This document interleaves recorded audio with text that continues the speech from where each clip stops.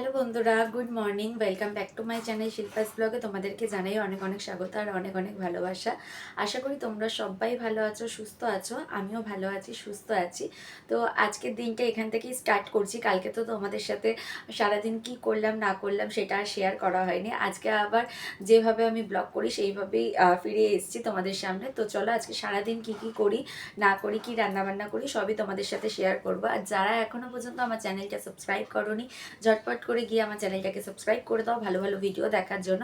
আর অতি অবশ্যই নোটিফিকেশান বেলটা বাজিয়ে রেখো আর অল করে রেখো, যাতে আমাদের আর ভিডিও নোটিফিকেশান তোমাদের কাছে আগেই পৌঁছে যায়। তো চলো আজকে দিনটাকে এখান থেকে স্টার্ট করি।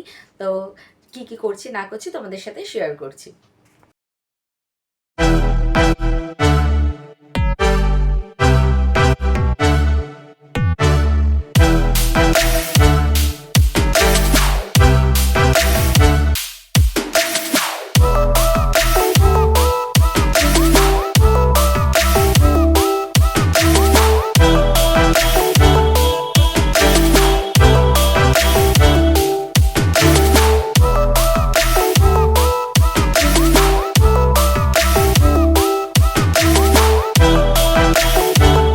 বন্ধুরা, বাজারে গিয়েছিলাম, বাজার থেকে কি এনেছি সেটা তোমাদের সাথে শেয়ার করছি পরে। এবার হচ্ছে টিফিন করব, কারণ অনেকটা বেলা হয়ে গেছে, রান্না করতে হবে। কি টিফিন করছি চলো দেখে নাও। এটা হচ্ছে আজকে আমার সকালের টিফিন। মা আর আমি সকালে এই টিফিনে করবো বাটার টোস্ট আর হচ্ছে এদিকে লিকার চা। তোমরা কারা কারা বাটার টোস্ট লিকার চা দিয়ে খেতে ভালোবাসো বলো তো? আমি দুধ চাও ভালোবাসি, কিন্তু মানে এখন লিকার চাটা খাচ্ছি, কারণ অনেকটা বেলা হয়ে গেছে, তাই আর দুধ চা খাবো না।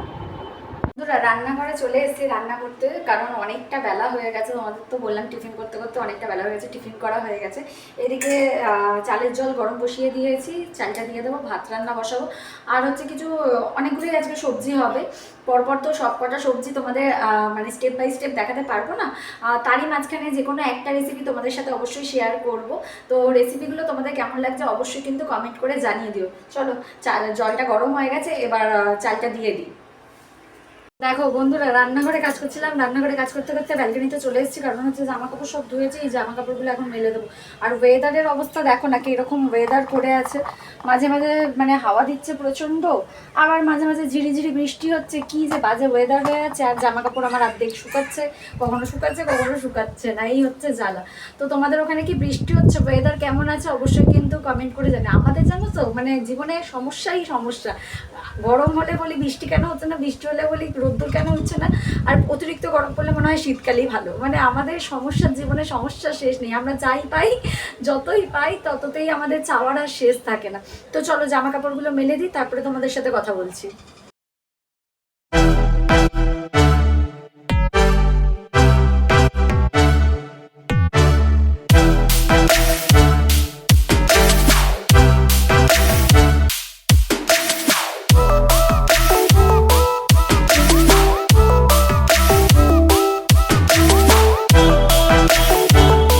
বন্ধুরা, তোমাদেরকে বলেছিলাম যে আজকে একটা রেসিপি তোমাদের সাথে শেয়ার করবো, সেই অনুযায়ী তোমাদের সাথে একটা রেসিপি শেয়ার করছি। তো কি করছি সেটা দেখতে থাকো। এখানে দেখো একটা মশলা বানাবো বলে কেটে রেখেছি, একটা কাঁচা লঙ্কা, একটা পেঁয়াজ, দুটো কাজু, আর হচ্ছে টমেটো, আদা, রসুন অল্প করে কেটে রেখেছি। এটাকে হচ্ছে তেলে ভেজে নেবো, একদম হালকা ফ্রাই করে নেবো, নিয়ে একটা স্মুথ পেস্ট বানাবো। তো চলো এটাকে আমি হালকা ফ্রাই করে নিই। এই যে দেখো সমস্ত কিছু, 4-5 কোয়া রসুন, অল্প আদা কুচি, একটা টমেটো, একটা পেঁয়াজ আর 4-5টা লঙ্কা, যে যার মতন ঝাল অনুযায়ী লঙ্কাটা দেবে। এটা জাস্ট হালকা ফ্রাই করে নেবো, করে এটা একটা মিক্সিতে দিয়ে একটা স্মুথ পেস্ট বানাবো। দেখো রান্নাটা করার জন্য কড়াইতে তেল গরম বসিয়ে দিয়েছি, আর এদিকে আমি ডিম সেদ্ধ করে রেখেছি। এটাকে লবণ আর হলুদ দিয়ে ভেজে নেব। তো চলো, ভাজাটা দেখাচ্ছি না, লবণ আর হলুদ দিয়ে তাড়াতাড়ি করে ভেজে নিই।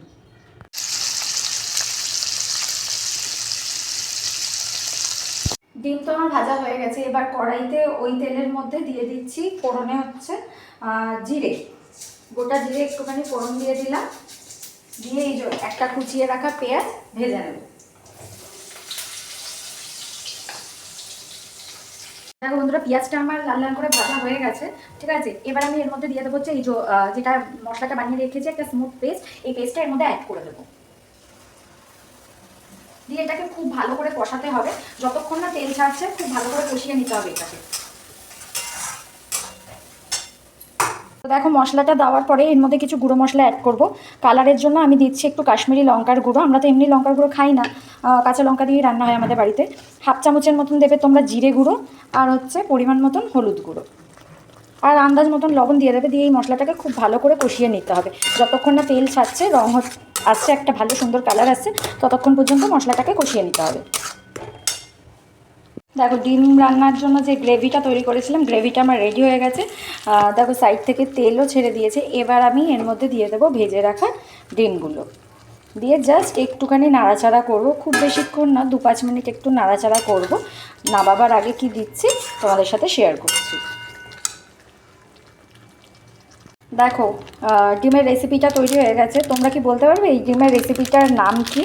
ঠিক আছে, আমি তোমাদেরকে বলে দিচ্ছি কী নাম। এতে দিয়ে দিলাম নামাবার আগে একটু গরম মশলা আর সামান্য পরিমাণে একটু ঘি দিয়ে দেবে, এতে টেস্টটা খেতে ভালো লাগে। তো নামিয়ে বাটিতে নামিয়ে সার্ভ করে তোমাদেরকে শেয়ার করছি যে দেখতে কেমন লাগছে। দেখো আজকে আমার ডিমের কোরমার রেসিপি তোমাদের সাথে শেয়ার করলাম। এটা হচ্ছে ডিমের কোরমা।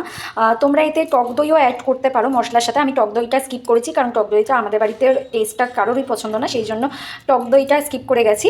তো দেখো কেমন হয়েছে, তোমরা এইভাবে একবার বাড়িতে ট্রাই করো, দেখবে আশা করছি ভালো লাগবে। তো তোমরা এর মধ্যে কিছু কাস্টমাইজও করতে পারো, তোমরা গোটা গরম মশলা ফোড়নে দিতে পারো।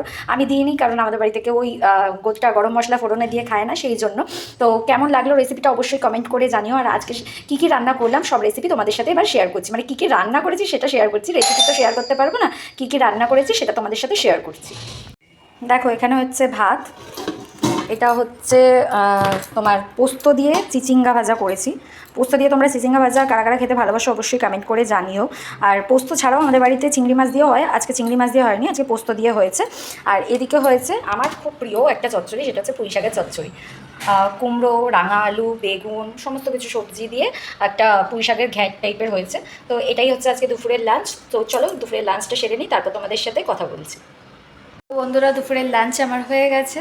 তো তোমাদের বাড়িতে আজকে কী কী লাঞ্চ হয়েছে অবশ্যই কিন্তু কমেন্ট করে জানিও। আর যারা এখনও পর্যন্ত আমার ভিডিও দেখছো, চ্যানেলটাকে সাবস্ক্রাইব করোনি, প্লিজ চ্যানেলটাকে সাবস্ক্রাইব করে পাশে থাকো, ভালোবাসা দিতে থাকো। তোমাদের সাপোর্ট খুবই প্রয়োজন, নিজের লক্ষ্য পর্যন্ত পৌঁছানোর জন্য তোমাদের সাপোর্টের প্রয়োজন আছে। তো সবাই ভালো থেকো, সুস্থ থেকো। আজকের ভিডিওটা এখানেই শেষ করব। তো তোমাদের কেমন লাগলো আজকের ভিডিওটা অবশ্যই কমেন্ট করে জানিও। যারা এখনও পর্যন্ত চ্যানেলটা সাবস্ক্রাইব করোনি তারা পাশে থাকা তাড়াতাড়ি করে ঝটপট করে চ্যানেলটাকে সাবস্ক্রাইব করে দাও, আর পাশে থাকা বেল আইকনটাকে বাজিয়ে দাও, যাতে আমার দেওয়ার ভিডিও নোটিফিকেশান তোমাদের কাছে আগেই পৌঁছে যায়।